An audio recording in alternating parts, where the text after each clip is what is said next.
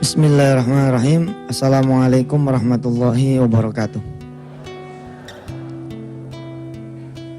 Alhamdulillah wa syukrulillah ala ni'matillah. La haula wa la quwata illa billahil aliyil azim. Pagi hari ini saya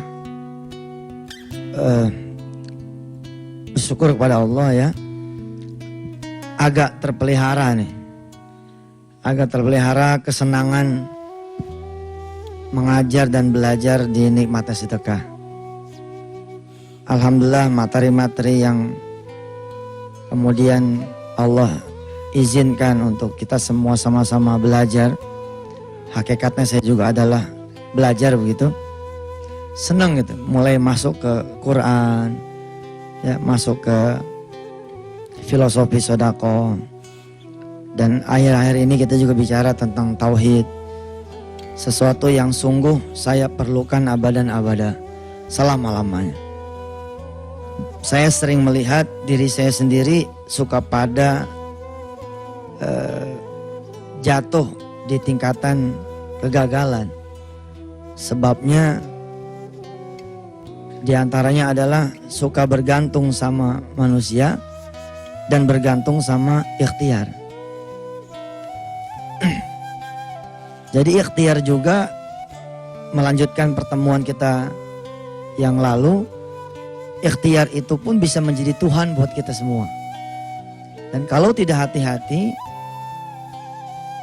maka ikhtiar akhirnya menjadi segalanya. Kapan kemudian ikhtiar disebut menjadi Tuhan? Ketika kita kecewa kalau gagalnya. Ketika kita kemudian sombong ketika hasilnya. Masya Allah nih.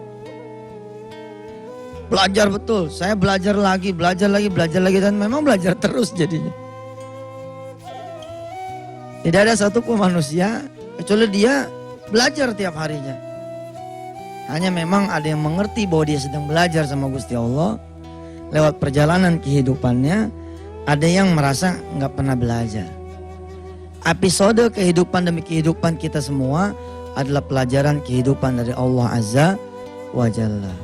Kita sudah belajar ayatnya di dalam surah Al-Mulk diantaranya. Alladzi khalaqal mauta wal hayata liyabluwakum ayyukum ahsanu amala. Hari ini kita coba sedikit mengupas ya tentang bagaimana sih perjalanan ikhtiar kalau melibatkan Allah Subhanahu wa taala. Tenang, kalem, nggak kesusu. Bahwa akhirnya harus minjem, ya minjem lah. Tapi nanti gitu setelah kita ngelapor dulu ke Allah Subhanahu wa taala. Dan hati juga tidak temet-emet, pulangnya tidak nangis, gitu. Poginya tidak terlalu bergembira. Gitu. Karena harapan satu-satunya betul-betul hanya kepada Allah Subhanahu wa taala. Tidak akan terjadi sesuatu illa biiznillah. A'udzu billahi minasy syaithanir rajim.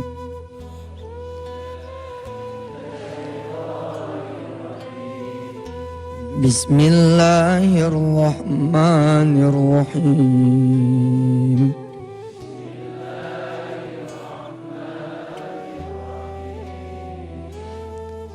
Qul huwallahu ahad.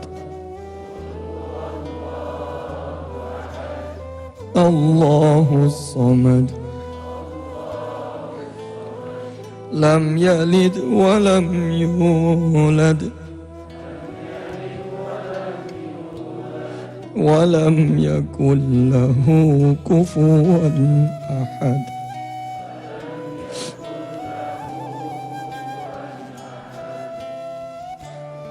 Kekhawatiran kita akan keselamatan kita, kekhawatiran kita akan rezeki kita, kekhawatiran kita akan hadirnya satu dua kejadian yang mungkin akan membuat kita menjadi bermasalah.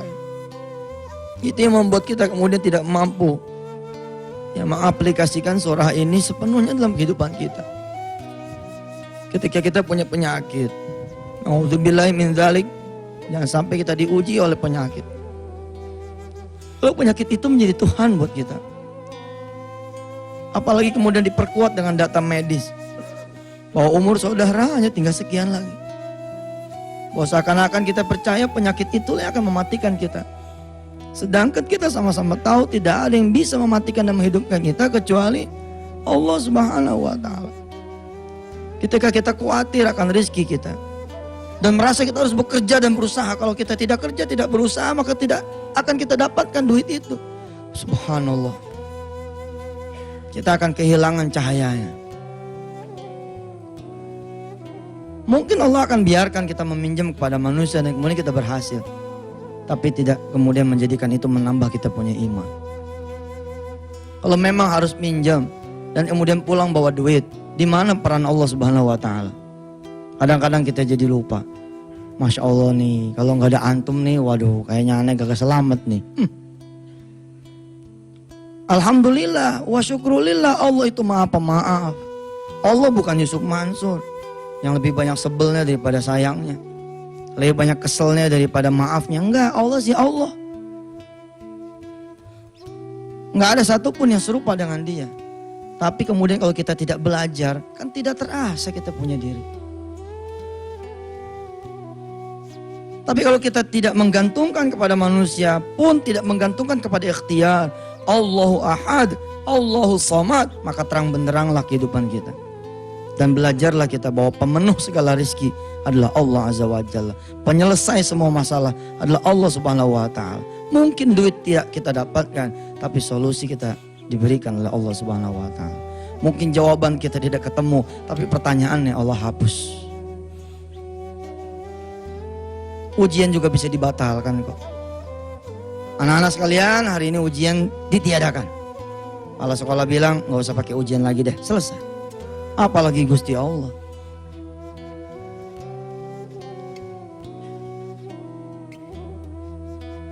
Alkisah ada seorang ibu ya, seorang tukang jahit. Dia melatih dirinya dan melatih anaknya bahwa rizki itu adalah minallah. Nggak banyak teorinya, cuma meyakini beberapa hal. Karena ada Allah Subhanahu wa Ta'ala, maka ngadulah hanya pada Allah. Jangan sampai ada orang lain yang tahu. Lihat kelakuan kita, kita gatel bener ngasih tahu sama orang. Di lingkungan pesantren pun begitu. Apakah berarti di pesantren kemudian Allah ada? Ada. Dipakai nggak? Belum tentu. Pesantren-pesantren yang nggak kalem, judulnya proposal. Mau bangun gedung, proposal. Bikin gathering, bikin acara ngumpul-ngumpul dengan donatur. Di dalam masjid yang sedang dibangun, ada Allah nggak? Ya jelas ada. Dipakai nggak? Belum tentu dipakai. Harusnya nyari Allah malah nyari donatur. Kalau tujuannya adalah membuat para donatur itu kemudian mengerti bahwa sedang bangun masjid, bagus. Tapi kadang-kadang pembangunan masjid menggantungkan dirinya pada donatur. Di mana cirinya? Gampang cirinya, kalau langsung main zut, itu cirinya dah, udah nggak ada Allah di sana. Tapi kalau kalem dulu, ketua DKM yang ngumpulin pengurus-pengurus DKM nih, kita mau bangun masjid, bos kita ya Allah. Sebelum kita nyari orang, kita sholat dulu yuk. Kita mau bikin proposal nih, mudah-mudahan nih proposal dikawal sama Gusti Allah. Nah, cakep. Tapi siapa coba yang iseng naruh proposal di atas sejadah, bismillah nih udah jadi nih Allah, kita sholatin lagi. Dalam menyusun nama-nama orang yang bakal dikasih surat pun disolatin lagi. Begitu orang ngirim pulang belum bawa duit, sholatin lagi. Enggak. Bahkan pengelola DKM masjid belum tentu dia sholat subuh berjamaah di masjid yang akan dibangun sama dia. Setelah jadinya pun belum tentu dia pakai. Dan belum tentu di tempat-tempat maksiat Allah tidak dipakai. Bisa jadi tempat maksiat Allah itu ada dan Allah itu dipakai. Lalu masuklah mereka semua ke dalam golongan orang-orang yang apa? Orang-orang yang bertobat, orang-orang yang mensucikan dirinya. Nah, jangan sampai kita kemudian menjadi merugi. Ada di tempat yang baik, ada di lingkungan orang-orang yang baik, tapi Gusti Allah tidak ada di hati kita. Ada sih di masjid, tapi karena si A, si B, si C. Karena ada tujuan A, B, dan C, bukan Allah ghayatuna. Bukan Allah yang menjadi tujuan kita semua. Nah si ibu ini, ibu tukang jahit ini punya anak dari kecil. Dia latih dirinya dan anaknya, ada apa-apa sholat dulu, ngadu dulu, sholat dulu, ngadu dulu. Dan terkandung kesabaran di dalamnya. Asa pengen sesuatu, sabarin, bawa sholat, sabarin, bawa sholat. Kalau kita bawa sholatnya kapan? Kalau sudah nggak ada lagi manusia yang membantu kita, baru kita ngadu sama Gusti Allah. Ya Allah, mentok nih. Udah mentok baru kita ngadu. Alhamdulillah, daripada lolos nggak ngadu-ngadu. Hingga kemudian satu masa anaknya lulus dari sekolah menengah tingkat atas. Hari H akan ada pengumuman anak ini lulus atau tidak ke perguruan tinggi yang diidam-idamkan.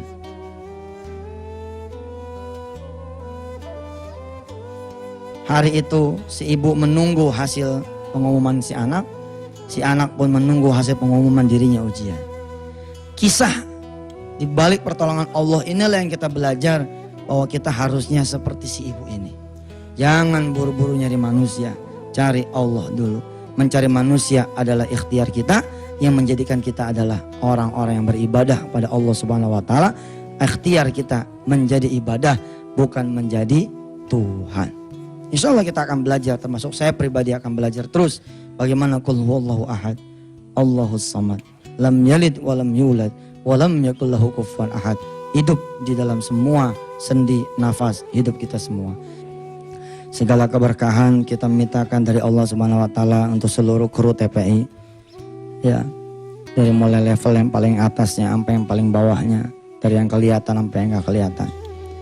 Berkahan juga saya mintakan, kita mintakan untuk kita semua yang ada di sini, di ruangan ini, di masjid ini, dan semua pemirsa yang saat ini sedang menikmati kajian Nikmati Sedekah episode Tauhid. Buat yang sakit, kita mintakan kepada Allah Azza wa Jalla agar Allah karuniakan kesembuhan, amin. Agar Allah karuniakan rizki untuk dia berobat, amin. Agar Allah jadikan biaya pengobatan adalah sedekahnya dan sedekah keluarganya. Allah jadikan ikhtiarnya menjadi jihadnya, ya Allah. Mudah-mudahan kesembuhan walaupun belum didapatkan, tapi ampunan sudah didapatkan. Kita mintakan juga doa kepada Allah Subhanahu wa taala untuk mereka yang sedang mencari usaha, mencari rezeki, ya, agar segala ikhtiarnya dikandung, ya, atau dinilai sebagai ibadah oleh Allah Subhanahu wa taala. Buat orang-orang yang punya hutang, ya, yang sedang terhimpit hutang, beban lagi sesek, dadanya lagi sesek, pikirannya lagi sempit, mudah-mudahan Allah hadir melapangkan semuanya. Tidak ada lah yang bisa memberikan jalan kecuali Allah. Tidak ada yang bisa menghilangkan kesusahan kecuali Allah. Tidak ada yang bisa menghadirkan pertolongan kecuali Allah. La quwwata illa billahil aliyyil azim. Walhamdulillahirabbil alamin. Baik. Jadi ibu ini saya mengenal sebagai Ibu Yuyum. Begitu saya tulis di kuliah Tauhid. Akhir-akhir ini saya senang menulis tentang Al-Quran, menulis tentang sunnah, menulis tentang Tauhid. Karena saya butuh, setiap saat kita butuh pertolongan Allah. Kalau kita nggak kenal sama Allah, kita hidupnya sulit. Ada jalan di depan mata, tapi kalau kemudian Allah tutup itu jalan, ampun ya Allah Pak. Kita keliling nggak keruan. Udah ada kita bisa lewatin karena Allah tidak berkehendak sama kita.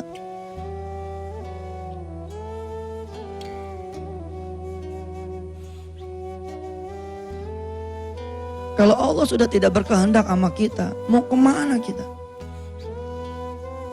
Maka sering saya ajarkan kepada diri saya, yang kamu cari harus Allah. Yang kamu harus usahakan adalah ridhonya Allah. Nah ketika membuka ridhonya Allah ini, ketemulah amal-amal soleh yang mengantarkan kepada kita punya keridhaan dari Allah Subhanahu wa taala. Di antara sudah kita bahas, doa orang tua. Buru-buru ketika kita tahu kuncinya ridho Allah ada di ridho orang tua, kita berangkat ke orang tua kita. Bu, doakan, hari ini saya interview jam 10. Lalu ibu kita mengangguk. Ibu doakan, mudah-mudahan kamu lulus, nak. Selesai.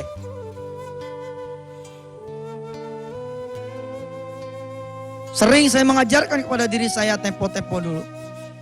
Hatal sampai sekarang. Kenapa sedekah kok bisa jadi begini dan bisa begitu? Salah satu asbabnya Allah hembuskan keridhaan dalam ikhtiar kita. Karena sedekah juga adalah pengundang ridhonya Allah Subhanahu wa ta'ala. Ketika kita kemudian bersedekah, Allah redho dengan ikhtiar kita. Redhonya Allah itulah yang membuat kemudian ikhtiar kita menjadi barokah adanya. Susah Pak kalau nggak ada redho dari Allah. Susah. Susah sekali. Ada satu kitab kecil ya. Ini Nasoihul Ibad. Saya bacakan sepenggal dari hadis qudsi yang ada di kitab kecil ini. Ya ibadi, wahai hamba-hambaku, lau anna awwalakum wa akhirakum wa insakum wa jinnakum kanu ala atqa qalbi rajulin wahidin minkum ma zada dzalika fi mulki syai'a. Wahai hamba-hambaku, kalau sekiranya orang yang paling awal hingga yang paling akhir nanti dari manusia dan jin seluruhnya bertakwa dengan keadaan takwa sebaik-baiknya kalian semua, mazada dzalika fi mulki syai'an, enggak akan menambah ya kemuliaan kerajaanku. Ya ibadi, lau anna awwalakum wa akhirakum wa insakum wa jinnakum kanu ala afjari qalbi rajulin wahidin minkum ma naqadha dzalika min mulki syai'a.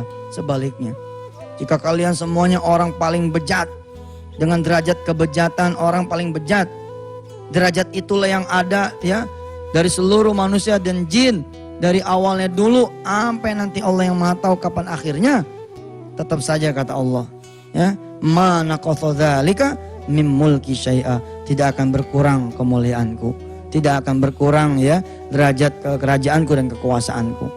Ya ibadi, lau anna awwalakum wa akhirakum wa insakum wa jinnakum qamu fi sa'idin wahidin fasa'aluni fa'aqaitu kulla wahidin mas'alatahu ma naqadha dzalika mimma indi illa kama yanqusul mikhyatu idza udkhilal bahra. Wahai manusia, kalian kudu tahu nih hamba-hambaku, kalau seluruh manusia dan jin berkumpul di satu lapangan, di satu majelis, di satu tempat, semua meminta kepadaku, lalu aku berikan semuanya untuk mereka semua, apa yang Allah katakan di dalam hadis qudsinya, ma naqasa nih dzalika mimma indi, gak akan berkurang apa-apa yang di sisiku, kecuali kata Allah seperti jarum aja yang dicelupin di air, itu pun airnya balik lagi. Seperti jarum dicelupin di lautan yang maha luas tuh, dibanding dengan jarum, tapi itu pun balik lagi airnya. Enggak ada yang diangkat sama jarum itu kecuali kembali lagi kepada Allah Subhanahu wa ta'ala. Ya ibadi, innama hiya a'malukum uhsiha lakum thumma uwaffikum iyyaha faman wajada khairan falyahmidillah. Maka kalau kita kemudian mendapatkan kebaikan, hendaknya kita kemudian mengucapkan alhamdulillahi rabbil alamin. Wa man wajada ghaira dzalika fala yalumanna illa nafsah. Dan kalau enggak dapat tuh kebaikan, jangan jadi kita mengeluh kata Allah. Orang yang tahu itu Allah pengendali segala-galanya, dia enggak khawatir. Ustadz, ya Allah ya salam, kalau tanggal 28 saya kagak bayar nih, ampun. Kayak lu tahu lu bakal hidup aja sampai tanggal 28, belum tentu lu hidup. Perjanjiannya udah begitu Ustadz, perjanjian apaan? Kalau ente aja udah gak boleh ngandalin diri ente sendiri, apalagi orang lain. Serahkan semuanya sama Allah, selesai. Mau jadi apa dah tuh. Gak bergantung kita sama ikhtiar. Walaupun mungkin ikhtiar kita nggak berhasil, Allah sanggup membuat tanggal 28 Februari jadi mundur jadi 28 Maret. Mundur lagi sampai kemudian Allah katakan kepada si fulan sudah bebaskan hutang dia, selesai. Duit kita pun di tangan orang, kita kejar habis-habisan, kita sewa tentara, kita sewa polisi, kita sewa kolektor. Kata Allah nggak bisa diambil, nggak bakalan bisa diambil. Pun kalau kata Allah ambil, tapi kalian tidak bisa menggunakan, pun kita tidak bisa menggunakan. Semua Masya Allah, la quwata illa billahil aliyil azim. Insyaallah kita lanjutkan kisah tentang Ibu Yuyum dan perjalanan tauhid yang cakep sekali sehingga menghadirkan jawaban yang bukan jawaban dari dia tapi dari Allah Azza wa Jalla. Mangga. Subhanallah Bapak Ibu yang dirahmati Allah. Pelajaran ini sungguh pelajaran yang saya demen banget. Bener Pak, yang make ini saya sendiri lah. Istilah kata gitu ya, saya lagi ngajarin diri saya. Benar-benar bergantung sama Gusti Allah. Sampai-sampai ya Bapak dan Ibu saking yakinnya bakalan selamat tuh suami sampai ke tempat kerjaan, lupa ngawal pakai doa, lupa ngawal pakai sholat. Saking yakinnya besok gajian, nggak ada malam kita minta sama Allah supaya besok terang langit, kita bisa jalan, pulang nggak kecopetan, pulang nggak kemalingan, semua Pak. Kita lupa apa Allah sampai Allah mengingatkan diri kita lagi. Walanudhiqannahum minal adabil adna dunal adabil akbari la'allahum yarji'un. Allah sentil kita supaya ingat lagi ada Allah tuh. Ibu Yuyum tadi Masya Allah, dia memahami tidak ada yang bisa memberikan pakaian kecuali Allah, tidak ada yang bisa memberikan makan kecuali Allah, tidak ada yang bisa memberikan minuman kecuali Allah. Nggak ada bergantungnya sama Allah. Rata-rata nih ya, semua orang-orang yang kemudian mendapatkan Allah Subhanahu wa taala emang kisahnya mengagumkan seperti beliau ini. Anaknya pulang dari kerjaan, dari pengumuman tuh ya. Anaknya udah milih untuk tidak memberitahu ibunya. Sebab dia tahu secara fisik, secara kasat mata ibunya tidak akan sanggup membuat dia bisa kuliah. Disimpan nih sama nih anak. Tapi begitu dia nyampe ke rumah, ibunya ngucap salam. Yang merupakan jawaban dari salam anaknya. Waalaikumsalam warahmatullahi wabarakatuh. Ditanya duluan, lulus nak? Karena ditanya, ya nih anak jawab, alhamdulillah mak lulus. Sejurus kemudian anak ini melihat emaknya nangis. Nangis tuh orang ada dua. Bisa nangis karena bahagia anaknya lulus. Nangis yang kedua jadi bingung. Buat sebagian orang kecil Pak, maaf ya, berita ini tidak selalu berita gembira. Berita puyeng iya. Tapi kalau kita punya pegangan, asik kan. Begitu mau doyong, kita pegang. Kalau kita punya tempat sandaran, begitu doyong, kita nyandar. Nggak jadi jatuh kita. Bahwa kita miring, kita jatuh, itulah manusia.